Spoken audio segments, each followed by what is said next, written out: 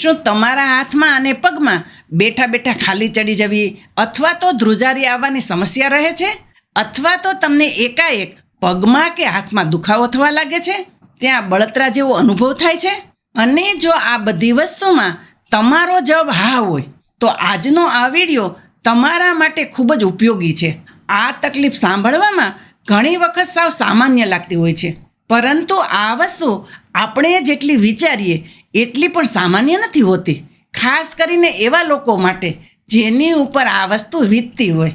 જ્યારે પણ આપણને આવી રીતની સમસ્યાઓ થતી હોય ત્યારે આપણે વિચારતા હોઈએ, આ કોઈ મોટી વાત નથી, સાવ સામાન્ય વસ્તુ છે અને સમયની સાથે સાથે ઓટોમેટિક ઠીક થઈ જશે.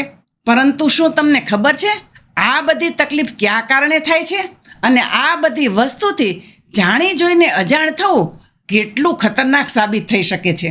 આજે હું તમને જણાવીશ 5 સૌથી અસરકારક અને સરળ ઘરેલું નુસ્ખા જે તમારા હાથ અને પગને ખાલી ચડવા જેવી બાબત છે અને ધ્રુજારી આવવાની સમસ્યાને મૂળમાંથી ખતમ કરી શકે છે. એટલે જો તમને અથવા તો તમારા પરિવારમાંથી કોઈ પણ વ્યક્તિને જો આવી તકલીફ રહેતી હોય તો આ વિડીયાને આખો અંત સુધી જરૂર જોજો અને ખાસ ધ્યાન રાખીને જોજો, જેથી બધી જ વાતો તમને સરસ રીતે સમજમાં આવી જાય અને કોઈ પણ મુદ્દો ચૂકાઈ ન જાય.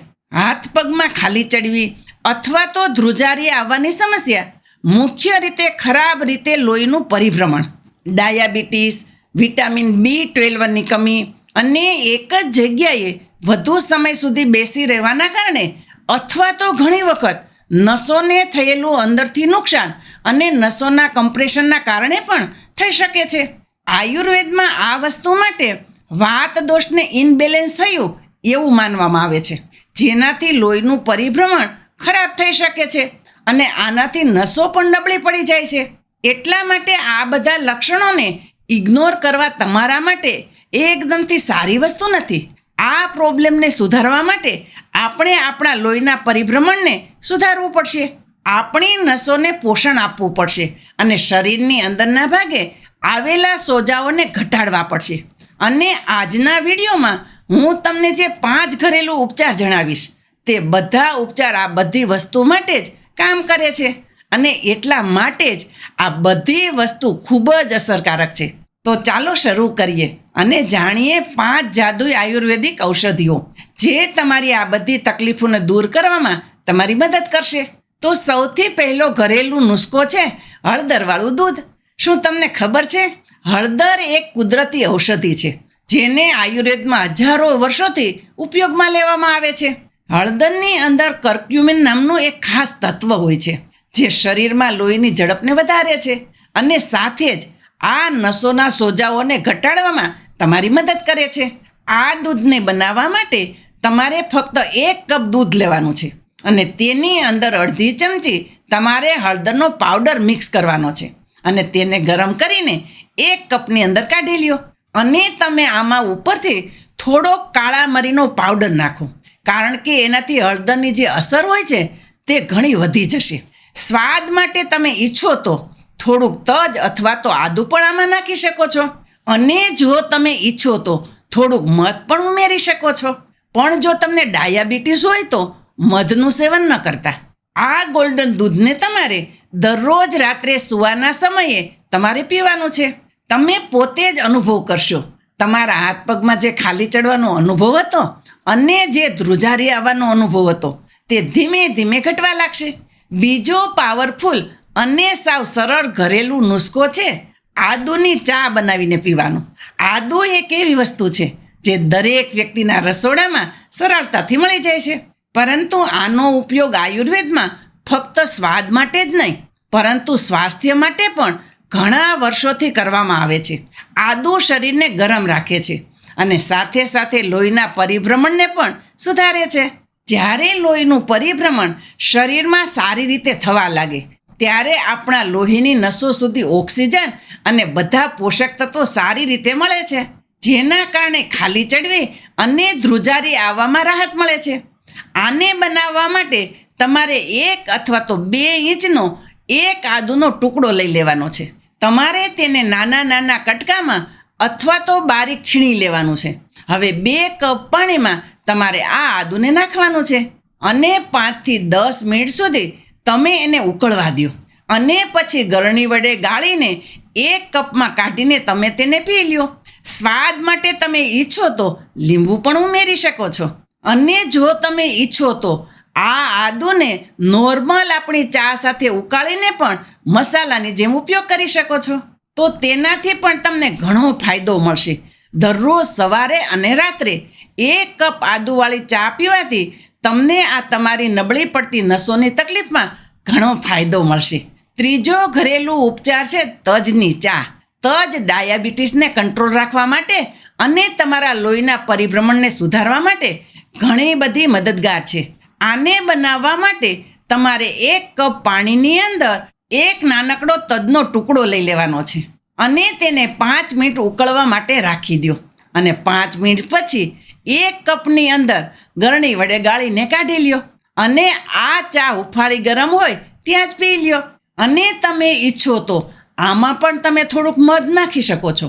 દરરોજ સવારે અથવા સાંજે 1 કપ તજની આવી રીતે જો ચા કરીને પીવામાં આવે તો તમારી તકલીફને દૂર કરવામાં ઘણી મદદ કરશે. ચોથો ઘરેલું ઉપચાર છે મેથીનું પાણી પીવું. મેથીના બીજ નસોના સ્વાસ્થ્ય માટે એક સુપર ફૂડની જેમ કાર્ય કરે છે. જો તમને ડાયાબિટીસના કારણે હાથમાં અથવા તો પગમાં ખાલી ચડતી હોય, હાથમાં ધ્રુજારી આવતી હોય અથવા તો હાથમાં અથવા પગમાં ગરમી અસહ્ય થવા લાગતી હોય અને બળતરા થતી હોય તો ખાસ કરીને આ તમારા માટે શ્રેષ્ઠ છે. આને બનાવવા માટે રાત્રે તમારે 1 નાની ચમચી મેથી દાણા લઈ લેવાના છે અને તેને 1 કપ પાણીની અંદર પલાળીને રાખી દો અને સવારે ઉઠીને તમારે આ પાણીને પીવાનું છે. અને જે મેથીના દાણા વધે તેને તમારે ચાવીને ખાઈ લેવાના છે. દરરોજ આવું કરવાથી તમારી નસો મજબૂત થશે અને તમારું શરીર અંદરથી જ હેલ્ધી બનશે. વિશ્વાસ રાખજો મિત્રો, આ નાનકડો ઘરેલું નુસ્ખો ઘણો અસરકારક છે, ખાસ કરીને એવા લોકો માટે કે જે લોકોને ડાયાબિટીસ છે. 5મો અને ખૂબ જ પાવરફુલ ઘરેલું નુસ્ખો છે લસણવાળું દૂધ પીવું. તમને સાંભળવામાં આ થોડુંક અજુગતું લાગી શકે છે કે કોઈ વ્યક્તિ દૂધમાં લસણને મિક્સ કરીને થોડું પી શકે, પરંતુ આ ખાસ ખૂબ જ અસરકારક ઘરેલું ઉપચાર છે. લસણ લોહીના પ્રવાહને એટલો બધો તેજ કરે છે કે જેનાથી તમને હાથમાં અને પગમાં એક નવો જીવનો અનુભવ થશે. આને બનાવવા માટે તમારે 2 થી 3 લસણની કળીઓ લેવાની છે. તેને નાના કટકામાં કાપી લેવાની છે અને હળવું ક્રશ કરીને તમારે 1 કપ દૂધની અંદર નાખીને 5 મિનિટ સુધી આને ઉકળવા દેવાનું છે અને પછી ગળણી વડે ગાળીને આ દૂધને પી જાઓ. આને દરરોજ રાત્રે સૂતા પહેલાં પીવું તમારા માટે શ્રેષ્ઠ હોય છે. આ ઘરેલો ઉપચારથી તમારો દુખાવો અને નસો ધીમે ધીમે ઠીક થવા લાગશે અને શરીરમાં તાકાત પણ આવશે.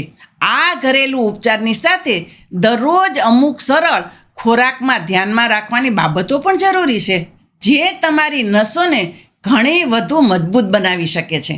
ઉદાહરણ તરીકે વિટામિન બી વાળી વસ્તુઓ તમારે વધુ ખાવાની છે, જેમાં આવે છે બદામ, અખરોટ અને લીલા શાકભાજીઓ. ખાસ કરીને નસો નબળી પડવા પાછળ વિટામિન B6 અથવા તો વિટામિન B12ની કમી હોય છે. એટલે જો તમે શાકાહારી હોય અને ડાયાબિટીસની બીમારી તમને હોય તો આ બધી કમી હોવાની શક્યતા તમારા શરીરમાં વધુ હોય છે. એવા કિસ્સામાં તમારે તમારા ખોરાકનું ખાસ ધ્યાન રાખવું જોઈએ. બીજી વસ્તુ, તમારે દરરોજ ઓછામાં ઓછું 8 ગ્લાસ પાણી જરૂર પીવું જોઈએ. હાઇડ્રેશનથી શરીર ચોખ્ખું થાય છે અને પોષક તત્વો લોહીની નસો સુધી સરળતાથી પહોંચી શકે છે. જો તમે પાણી ઓછું પીતા હોય તો તમારા શરીરમાં લોહીનો ફ્લો ઘટી જાય છે, જેના કારણે હાથમાં ધ્રુજારી આવવી અથવા તો ખેંચાણનો અનુભવ થઈ શકે છે. અને સાથે જ જો તમે એક જ જગ્યા ઉપર વધુ સમય સુધી બેઠા રહેતા હોય અથવા તો ઊભા રહીને કોઈ કામ તમારે કરવું પડતું હોય તો દરેક કલાકે તમારે 5 મિનિટ માટે હલનચલન કરવું ખૂબ જ જરૂરી છે. અથવા તો તમારે થોડુંક તમારા શરીરને સ્ટ્રેચ કરવું જોઈએ. આ વસ્તુ તમારા લોહીના પરિભ્રમણને બૂસ્ટ કરે છે અને વાત દોષને બેલેન્સ કરે છે. અને જે આયુર્વેદના નિયમો મુજબ લોહીની નળીઓને લગતી તકલીફનું મુખ્ય કારણ છે. દરરોજ રાત્રે હાથમાં અને પગમાં ગરમ તલનું તેલ અથવા તો સરસવનું તેલ લઈને હળવું મસાજ કરવાનું. તેનાથી પણ તમને ઘણી રાહત મળશે. મસાજ કરવાથી તમારા લોહીની નળીઓ સ્વસ્થ થાય છે અને આ લોહીની નળીઓને રાહત મળે છે.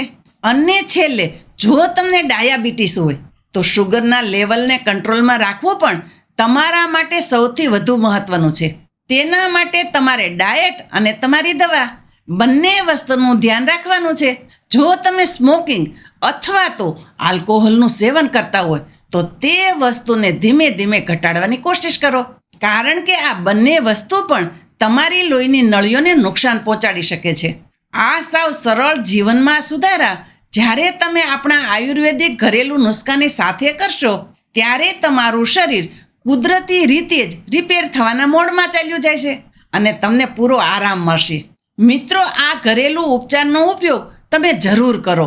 જો તમને ખૂબ જ વધુ ખાલી ચડી જતી હોય અથવા તો હાથમાં ખૂબ જ વધુ ધ્રુજારી આવતી હોય અને આ લાંબા સમયથી ચાલી આવતી વસ્તુ હોય તો ખાસ કરીને તમારે ડૉક્ટર પાસે જરૂર ચેક કરાવવું જોઈએ.